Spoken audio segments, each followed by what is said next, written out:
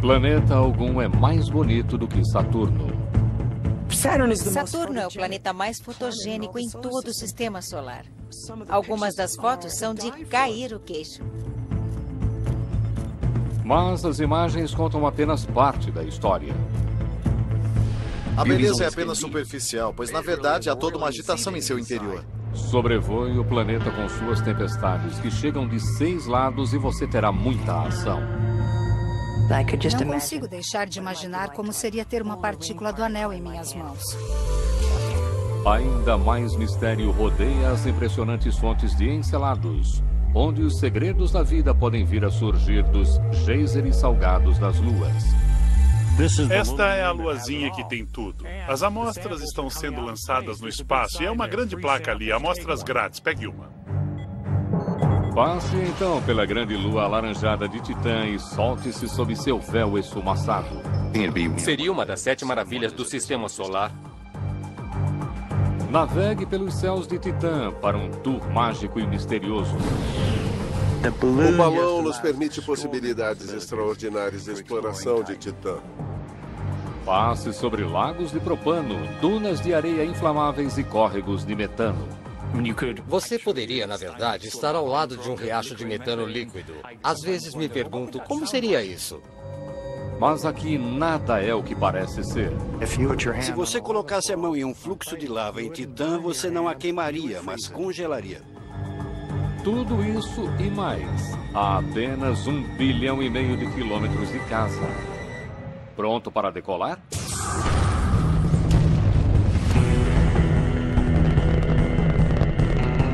Nunca houve momento melhor para dar um salto gigantesco para locais onde ser humano algum jamais esteve, seguir os passos de nossos robôs pioneiros e explorar os planetas do nosso sistema solar.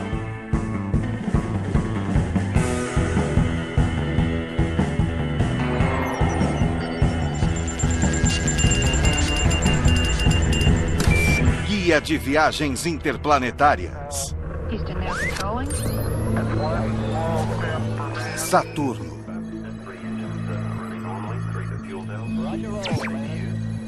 Imagine embarcar em um voo para Saturno. O que você precisa saber antes da viagem? Quais os melhores pontos no anel? E quais as luas que você não pode deixar de ver? Pense nisso como seu guia pessoal para o esplendor do sistema de Saturno.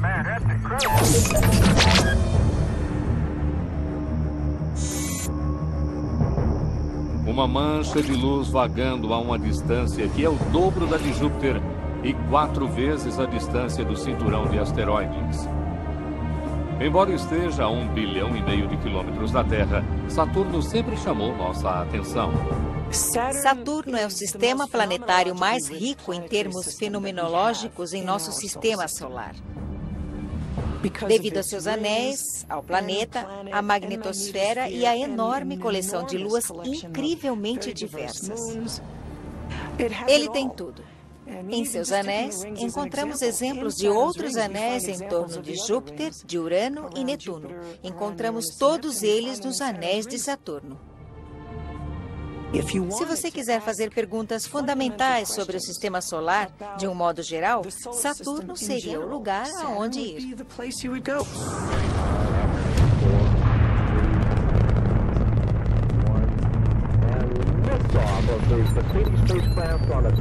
Lançamento da Cassini-Huygens.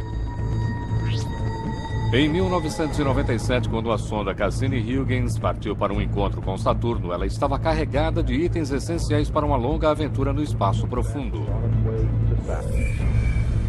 Um gerador de energia, combustível extra, uma boa antena e uma sonda lunar.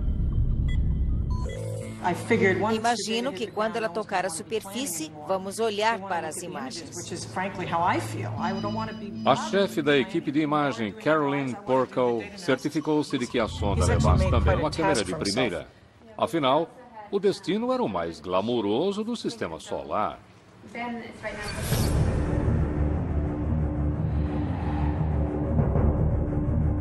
Saturno pode ser o segundo maior planeta do Sistema Solar, mas assim como Júpiter, seu vizinho e gigante gasoso, o que ele sugere é maior do que sua substância.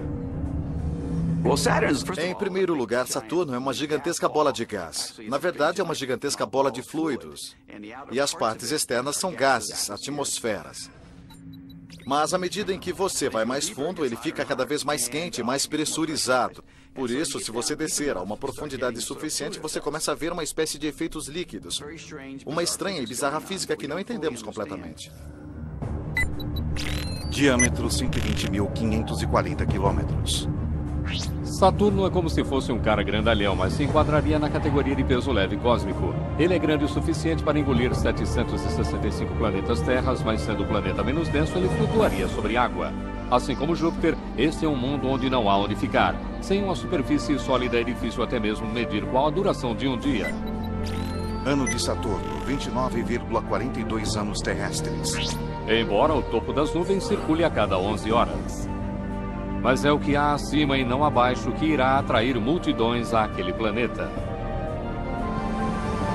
Se você fosse fazer uma reserva para uma viagem de Saturno, o ponto alto seria ver os anéis dele a partir de X, onde quer que fosse o ponto X.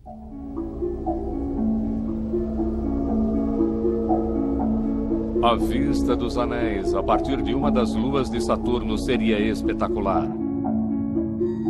De perto, este disco brilha com trilhões de fragmentos de gelo.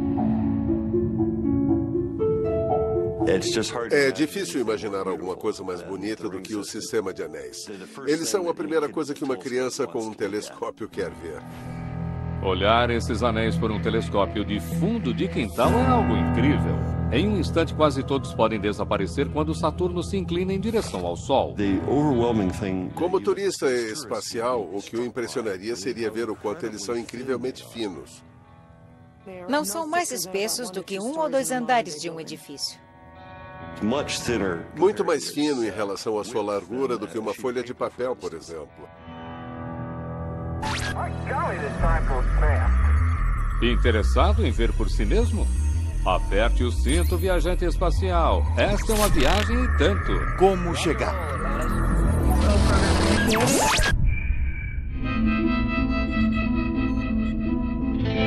Depois de 7 anos e 1,5 bilhão de quilômetros no espaço, a sonda Cassini-Huygens enfrentou seu maior desafio em 30 de junho de 2004.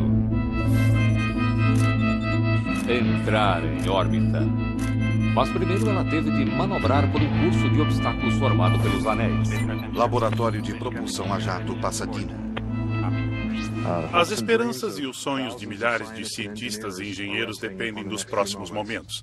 Já estivemos em Saturno 2 vezes com as Voyager 1 e 2, mas em vez de rápidas fotos, queríamos dar uma boa olhada no sistema daquele planeta. E a única maneira de fazer isso era diminuir a velocidade e permitir que a gravidade de Saturno nos levasse para a órbita. A velocidade da nave Cassini-Huygens é de 80.500 km por hora, aumentando à medida que a gravidade de Saturno nos atrai. A Cassini continua procurando um espaço entre os anéis exteriores F e G, e se tudo der certo, sem detritos orbitais. Havia sempre o risco de sermos atingidos por algo muito grande numa área muito sensível, como talvez um dos computadores ou até mesmo o tanque de combustível. E isso poderia muito cedo pôr fim à missão. Viramos a principal antena de alto ganho para que a nave visse o anel de partículas em sua direção, para que agisse como um escudo. Você está ouvindo a gravação real de partículas minúsculas atingindo a nave espacial enquanto ela atravessa os anéis. Vamos em frente, mudando Canberra para V2. Até aqui, tudo bem. Mas à medida em que o sinal de rádio da Cassini silencia por trás de Saturno, tudo depende de a espaçonave usar seu motor perfeitamente e diminuir a velocidade. No controle da missão, todos estão ansiosos. Prossiga, Sol.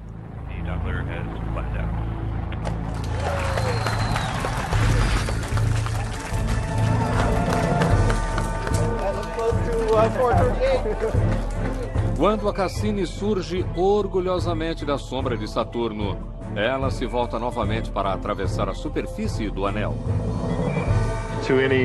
Para qualquer habitante potencial do sistema de Saturno, seus olhos não estão enganando esta noite. Há uma 32ª lua enfeitando o céu. A nave espacial Cassini-Huygens. Com as 62 luas conhecidas de Saturno, a Cassini está em boa companhia, com oportunidades fantásticas de fotografar, deixando com inveja até o profissional mais tarimbado. Saturno é o planeta mais fotogênico de todo o sistema solar. Por isso, eu sou a pessoa mais sortuda desse mundo.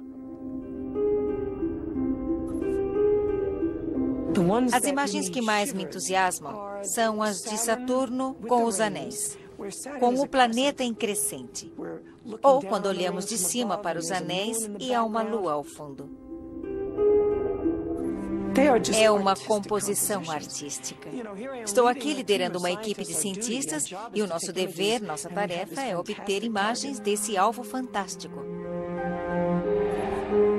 Eu tenho a sensação de estar de pé sobre a ponte da nave olhando pela janela. Uma sensação muito forte de estar lá, explorando o planeta pessoalmente.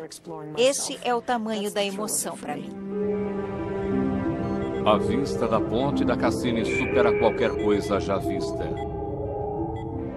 Chegamos perto o suficiente. Parecia que todos os anéis se dissolviam em todos esses anéis individuais, como sulcos num disco fonográfico. Isso se as pessoas ainda se lembram de discos fonográficos. Foi simplesmente emocionante tentar descobrir o que estaria provocando toda aquela estrutura. O que pareciam ser anéis sem muitos traços distintivos, vistos pelo telescópio, agora apresentavam milhares de características. Fiquei surpresa com a clareza das imagens. Eu pensei, minha nossa, e pensei sobre isso durante anos. Eu planejei essas imagens durante uma década ou coisa assim, e seria de se esperar que eu tivesse antecipado que teríamos esse tipo de resolução, que veríamos algo assim, mas simplesmente me surpreendi. Pela primeira vez, detalhes vívidos dos anéis de Saturno são revelados, nos exortando, maravilhados, a uma investigação mais detalhada.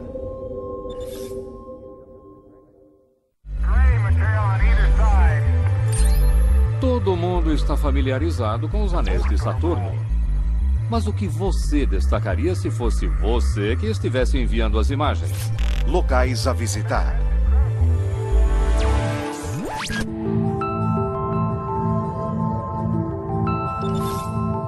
Cada itinerário tem uma atração principal. Em Saturno, você não pode deixar de ver os anéis.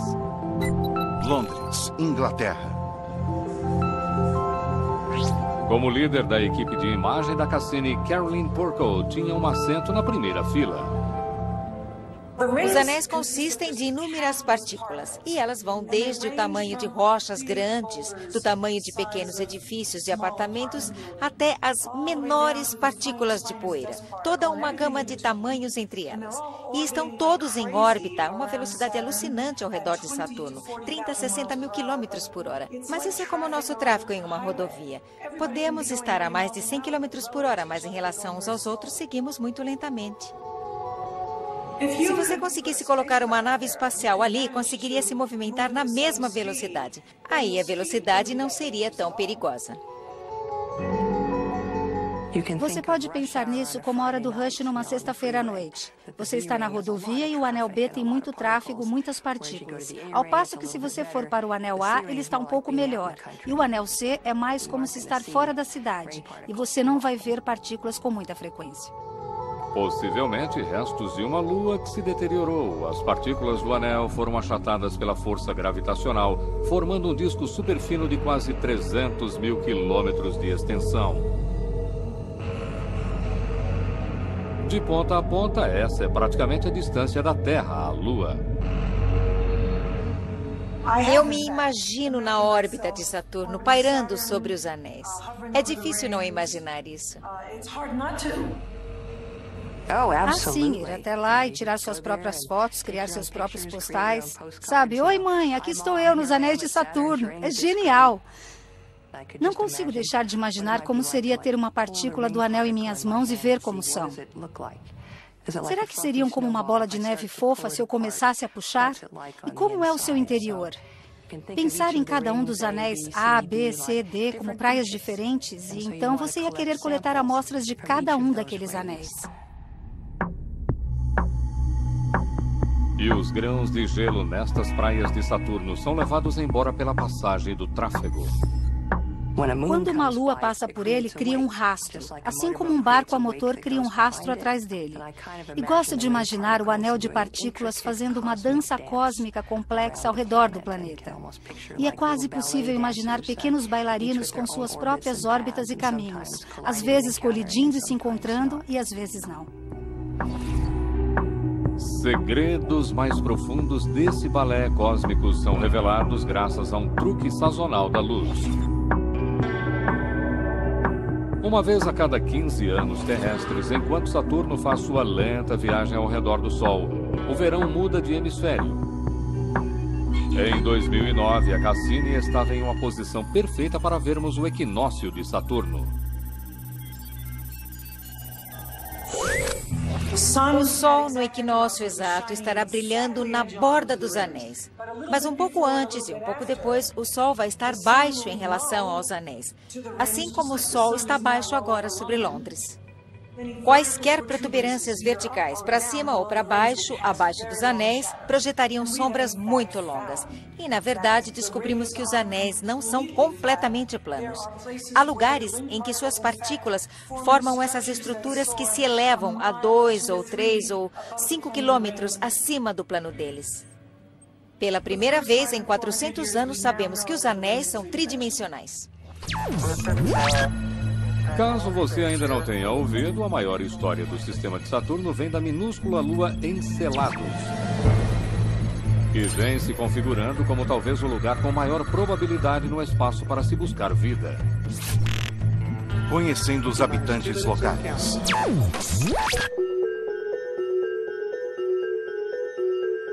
Enceladus, branca e reluzente. Uma bola brilhante oculta no difuso anel de Saturno. Esta era uma lua de pouca importância até que a Cassini começou a investigá-la.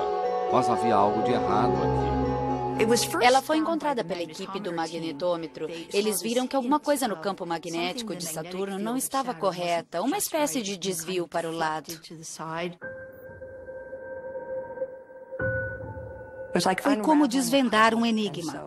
E a equipe do magnetômetro disse: vamos chegar mais perto. E quando nos aproximamos, vimos uma estrela passar e percebemos a mudança no brilho. Alguma coisa estava acontecendo.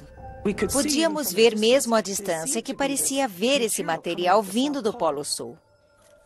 E era algo tão dramático e tão incomum que achamos que poderia ser algo provocado pela câmera. Enceladus é bastante pequena, com apenas 500 quilômetros de extensão. Pequena demais para qualquer tipo de geologia dramática. Se você olhar para o Enceladus, vai ver que é como se estivesse coberta de neve. É muito brilhante, tão brilhante quanto neve que acabou de cair. Onde quer que você olhe, há fraturas. Há cadeias de montanhas e há abismos profundos. E quando finalmente olhamos para o Polo Sul, ficou claro que dali vinha toda a atividade. A equipe descobriu algo extraordinário. Fileiras e mais fileiras de geysers enormes, lançando água e cristais de gelo para o espaço a partir da superfície de um branco como neve. Foi como uma gigantesca história de detetive. Juntamos pedaço por pedaço, reunindo as provas, até finalmente termos um quadro grande, a prova irrefutável que mostrava os geysers no Polo Sul de Enceladus. Há água e gelo sendo lançados de rachaduras gigantescas de uma região do tamanho do sul da Califórnia. Aparentemente um grande campo geotérmico, digamos assim. Da órbita, ela não se parece muito com a Califórnia, apenas fria como seria de se esperar de uma lua gelada tão longe do Sol. Este é o mistério de Enceladus. Ela é quente, O Polo Sul é quente. Isso é tão maluco quanto dizer que o Polo Norte da Terra é mais quente do que o Equador. As melhores indicações até agora sugerem que a fonte de água está em um oceano ou mar subterrâneo oculto sob a crosta de gelo no Polo Sul, aquecida pelo calor das marés. Isso tem sido um mistério, porque Enceladus é muito pequena e não deveria ter todo aquele calor. Acreditamos que aquela fonte de calor sob a superfície derreta a água, e que a água derretida, que pode estar misturada a um pouco de amônia e outras coisas para baixar seu ponto de fusão, abre seu caminho saindo do solo e lançando-se espaço afora. Aqui está um elemento surpresa na busca por vida. Esta pequena lua que imaginaríamos estar morta e sem brilho tem água gelada sendo lançada de seu polo sul. Tudo o que você precisa para a vida está lá. Há uma fonte de energia, há uma fonte de água, a fonte de matéria orgânica, fonte de nitrogênio, tudo está ali, todos os requisitos para a vida. Esta é a luazinha que tem tudo. As amostras estão sendo lançadas no espaço, há uma grande placa ali, amostras grátis, pegue uma. Simplesmente passamos por ali e agarramos uma pelo caminho. Eu acredito que seja o lugar do nosso planeta solar aonde ir neste momento para investigarmos questões de importância astrobiológicas. Ela ganha de Marte, de Europa e de Titã até mesmo por uma questão de acessibilidade. Ela é acessível. Se esses jatos são decorrentes de água em estado líquido, então estão lá para serem coletados e examinados. A equipe da Cassini tem levado a espaçonave a uma altura tão baixa quanto 25 quilômetros a caminho das plumas. Uma precisão de voo inacreditável para um robô controlado remotamente e nunca projetado para tal façanha, a 1,5 bilhão de quilômetros da Terra.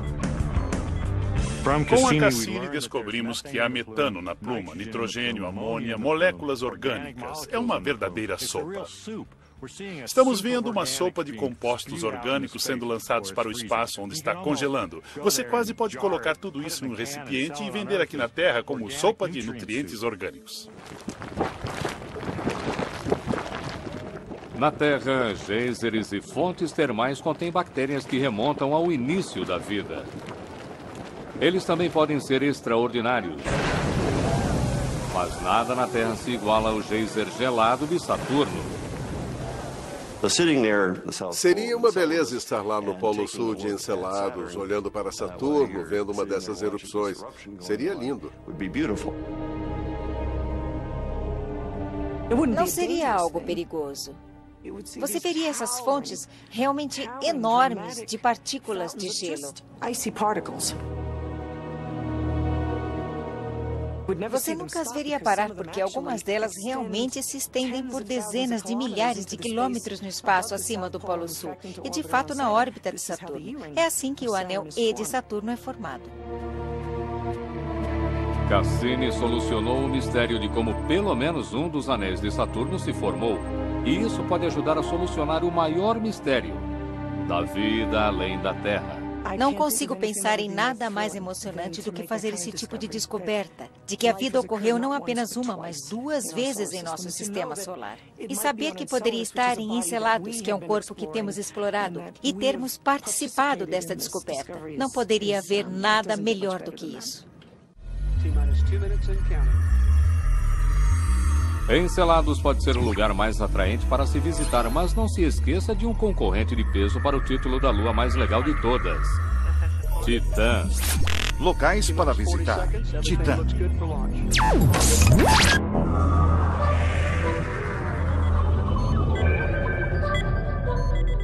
Maior do que Mercúrio ou Plutão, a lua Titã de Saturno é o único mundo, com exceção da Terra e de Vênus, a ter tanto uma superfície sólida quanto uma atmosfera espessa. Se Titã não estivesse em órbita em torno de outro planeta, não hesitaríamos em chamá-la de planeta. Sabíamos que ir a Titã seria emocionante. Era algo misterioso e oculto em uma atmosfera nebulosa. A Cassini confirmou que Titã está envolta em uma espessa fumaça alaranjada. Experimentos de laboratório mostraram que isso poderia ser o resultado de 4 bilhões e meio de anos-luz solar reagindo com a espessa atmosfera de nitrogênio e metano. A câmera da Cassini só conseguiu ver parcialmente através da neblina. As manchas de luz e escuridão pareciam continentes e oceanos. As imagens que tínhamos de Titã antes de chegarmos lá nos diziam que ela seria escura, misteriosa e fria. Escura como o crepúsculo na Terra, mesmo ao meio-dia. E você poderia estar em uma extensão do tamanho do Mediterrâneo cheio de solvente de tinta. Durante mais de 7 anos, a sonda Huygens da Agência Espacial Europeia andou na garupa da nave espacial americana Cassini. Laboratório de Propulsão a Jato Pasadena, 24 de dezembro de 2004. No dia de Natal de 2004, ela seguiu sua própria trilha.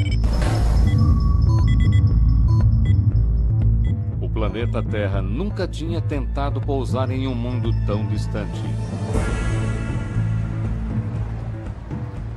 Com a sonda Huygens em aproximação final para Titã, as operações passam para o controle da missão europeia. A sonda se precipitou na atmosfera de Titã a 6 km por segundo. Quando ela desacelerou, a atmosfera teria sido de um violeta brilhante ao redor da sonda. Com paraquedas, a sonda desceu os primeiros 130 quilômetros, não vendo nada senão nevoeiro e neblina. Ao chegarmos mais perto da superfície, cerca de 30 quilômetros, começamos a distinguir seu aspecto através da neblina. Progressivamente surgiu uma paisagem de colinas brilhantes, cortadas por pequenos canais escuros, mostrando que em algum momento no passado houve chuva. 14 de janeiro de 2005. O sinal estava levando mais de 1 hora para chegar à Terra. Não havia dúvida, Huygens estava enviando imagens dos confins. Havia apenas 20 pessoas na área do escritório onde as imagens chegavam. Estava escuro na Alemanha. Era inverno. E realmente parecia que estávamos lá, olhando para esse mundo extraterreno logo na nossa porta.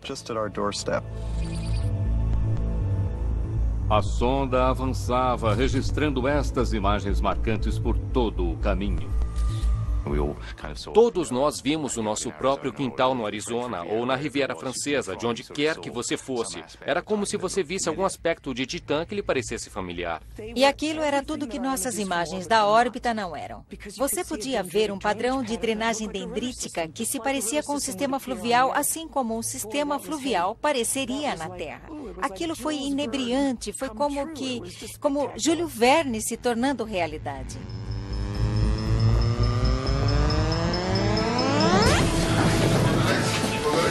Rochas! Temos rochas! Sim, sim! Olha, Márcia, olha! Sim, sim, sim, olha! Ganhamos o dia! A Huygens pousou em Titã e nos enviou estas poucas centenas de fotos. Até que as baterias parassem e ela congelasse. A sonda pousou com um baque, basicamente em um leito, uma área repleta de pedras arredondadas, o que mostrava que essas pedrinhas ou partículas de gelo tinham rolado em um córrego em algum momento no passado. A coisa toda era de dar arrepios. Não no sentido de temperatura, mas simplesmente pelo que estávamos vendo. Era algo realmente muito alienígena.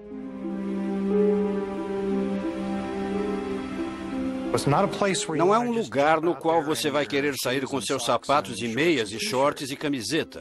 São 93 graus Celsius mais frio do que a temperatura do gelo seco. Com a temperatura de superfície tão baixa em Titã, nada é o que parece ser. Titã é um mundo com líquidos. A diferença é que o líquido não é água. O líquido é metano. Pense em gasolina. É um líquido, como gás branco.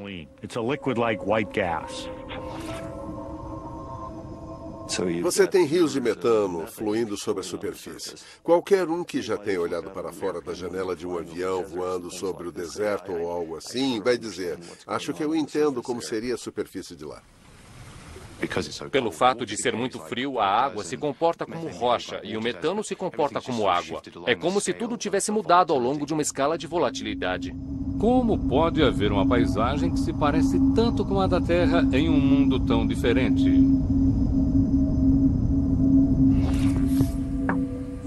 Nitrogênio.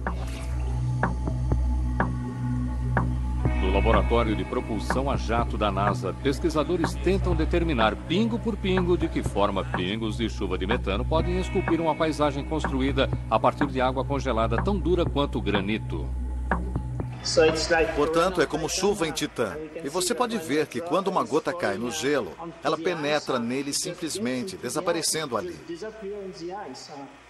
É incrível a quantidade de metano que pode ser armazenado em gelo.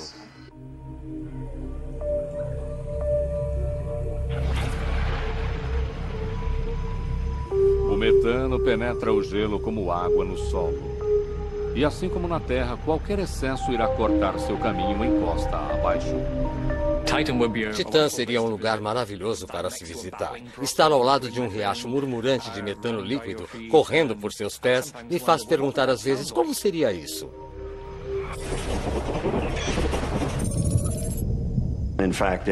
Na verdade, enquanto tirávamos fotos de radar de outras partes de Titã, encontramos coisas lindas, ainda mais incríveis. Nas áreas polares do norte, há lagos inteiros ou até mesmo mares. E a impressão que se tem é que você poderia pegar um barco e fazer esqui aquático ou algo assim, subindo e descendo por todos aqueles canais.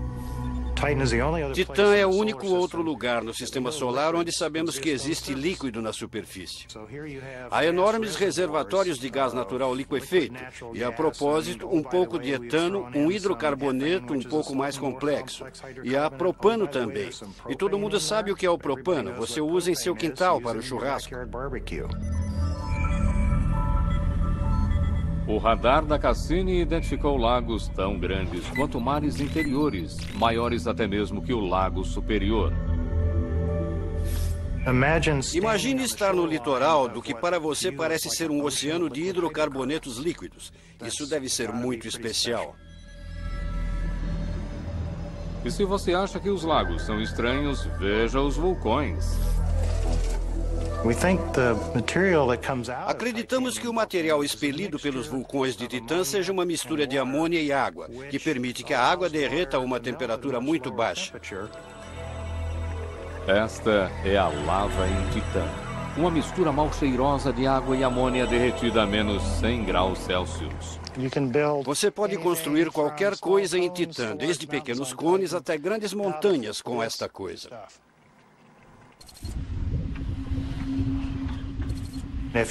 Se você estivesse visitando Titã e colocasse a mão em um fluxo de lava, você não a queimaria, mas congelaria. Tem um contraste marcante com os criovulcões e as terras úmidas com lagos. Nos polos margeando o equador de Titã, há vastos desertos cobertos de dunas. Acho que seria uma das 7 maravilhas do sistema solar. Você veria um mar interminável de dunas enormes, exatamente do mesmo tamanho e escala que as dunas que vemos na Terra. Em algumas áreas, você não verá nada, senão dunas e mais dunas por centenas e centenas de quilômetros. Deserto Simpson, Austrália Central. Para compreender o que o radar da Cassini nos mostra, Ralph Lawrence vai até o Outback australiano, não tão longe quanto Titã, mas ainda assim bastante distante.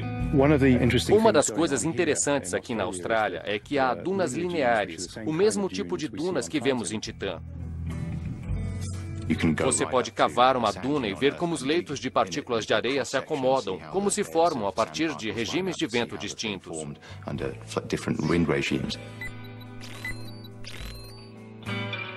A comparação do padrão de dunas em ambos os mundos pode revelar o padrão dos ventos em Titã.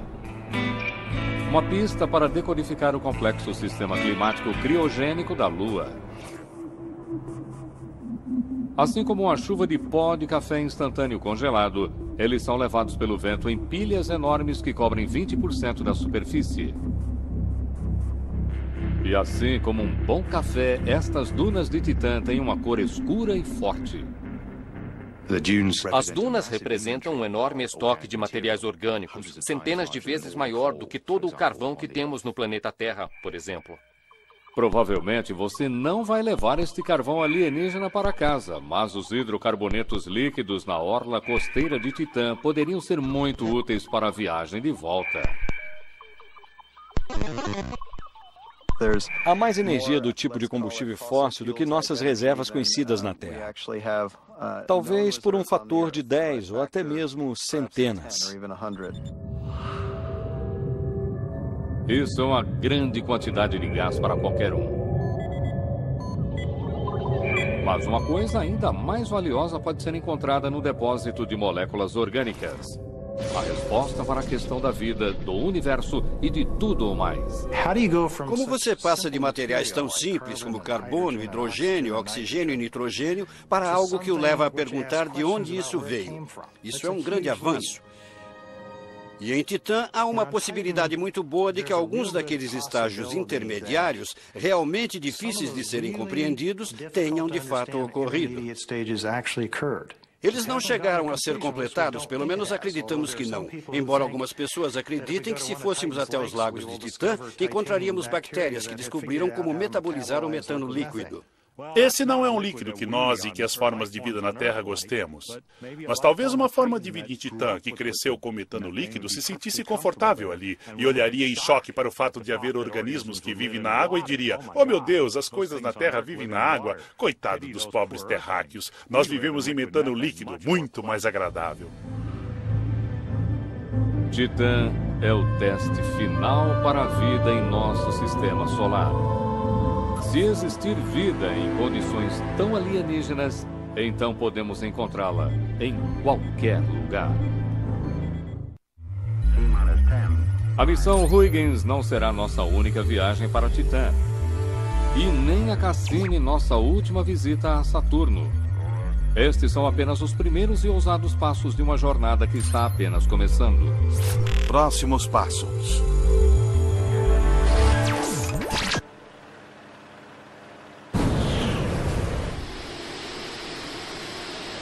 Deserto de Mojave, Califórnia.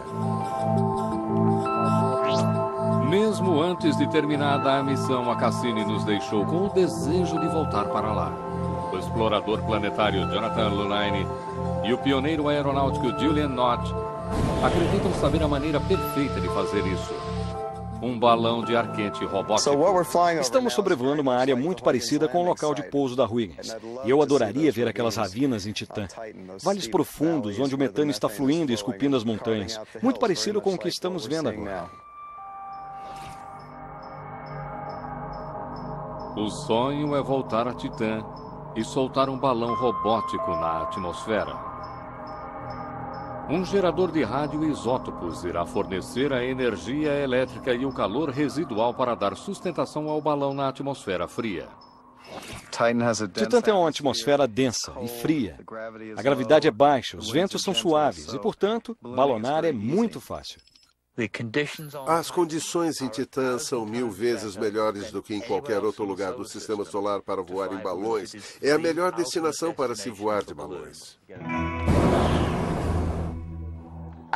Acho que esse voo mostra muito bem porque um balão é uma maneira maravilhosa de explorar Titã.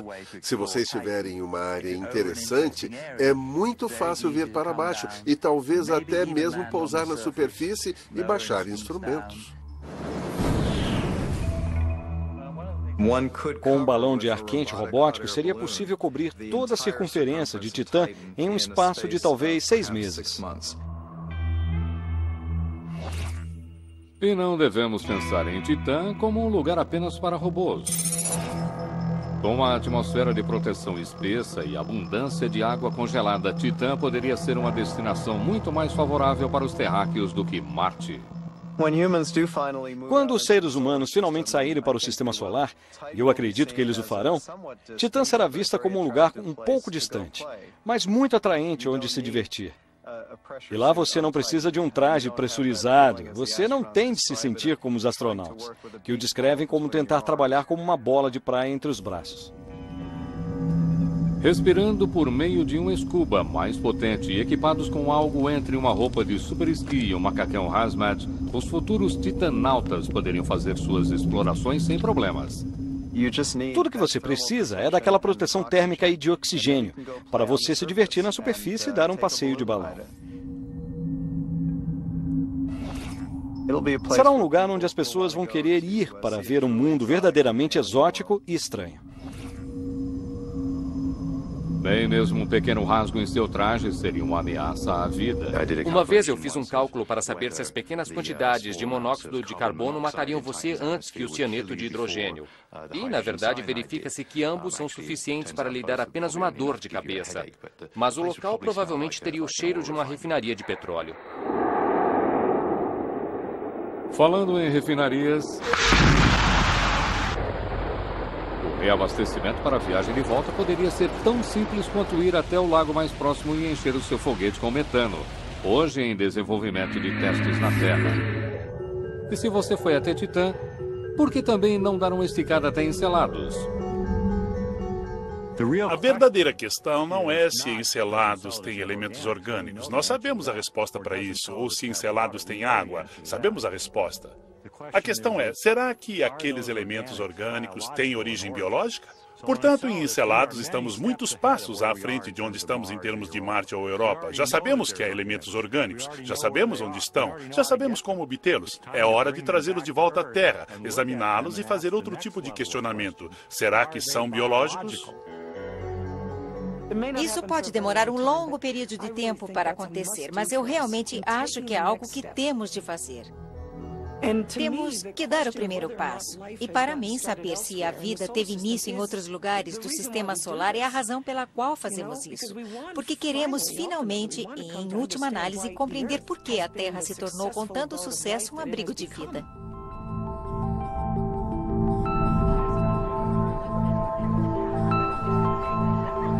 Pensando agora na missão ampliada, a equipe da Cassini se reuniu recentemente em Londres para fazer um balanço de onde estiveram e planejar o caminho a seguir. Foi a 58ª vez que eles se reuniram e escolheram apropriadamente o Observatório Real de Greenwich para comemorar. Observatório Real de Greenwich. O meridiano de referência aqui é a longitude, a marca no chão a partir da qual todas as grandes viagens são avaliadas. Chegamos a algo tão além do alcance do ser humano que chega a ser inimaginável e trouxemos isso para cá, para o nosso planeta. Esta é a visão do nosso notável planeta natal, que os primeiros seres humanos aqui podem esperar ver. Um distante ponto azul perdido na beleza dos anéis de Saturno na contraluz. É uma imagem real. Outra imagem perfeita da Cassini insistindo para que mergulhemos nos céus.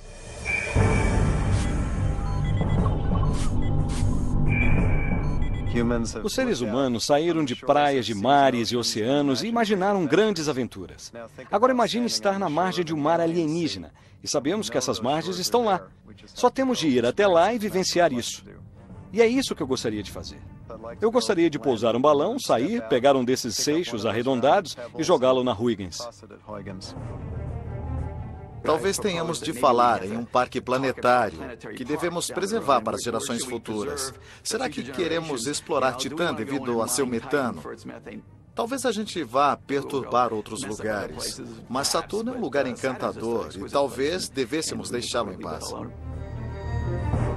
Com tantas luas interessantes em sua trajetória de voo, a NASA está fazendo planos para o que fazer quando a missão Cassini chegar ao fim, por volta de 2017. Queremos ter certeza de que a nave espacial não irá atingir um destes corpos e, portanto, vamos colocá-la na atmosfera de Saturno. Lançá-la contra Saturno e fazê-la queimar em um momento de glória, depois de 20 anos riquíssimos de exploração no espaço. Todas as moléculas que compõem atualmente a sonda Cassini ainda estariam em Saturno. Na verdade, ficariam ali para sempre. Um funeral inflamado e apropriado para um dos maiores viajantes interplanetários de todos os tempos.